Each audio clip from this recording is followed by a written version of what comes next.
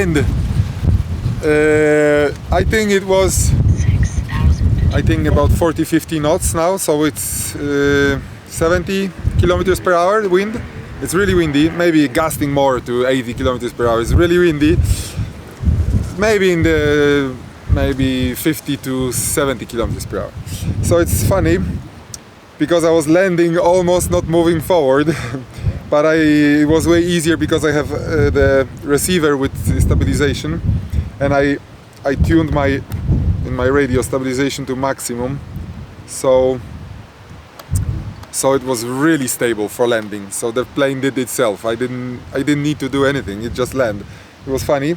And I didn't say it before about this plane, that I set up my CG way more back than the manual instruction states. I think 2 cm more back, and this way, or even 3 cm more back. This way it's way easier to take off.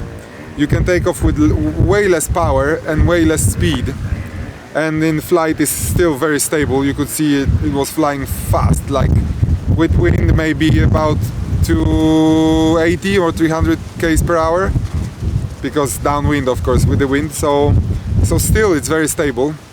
So I recommend on all planes to move the CG more back, because it's just much better for takeoff and much better for landing. The plane is just easier. Okay, so that's it. Of course I flew on 6S 8000 Leon's batteries as always, with the 2.6 kilowatts on full battery. That's it. Okay, and this is Freewing Avanti, of course. Okay, thank you.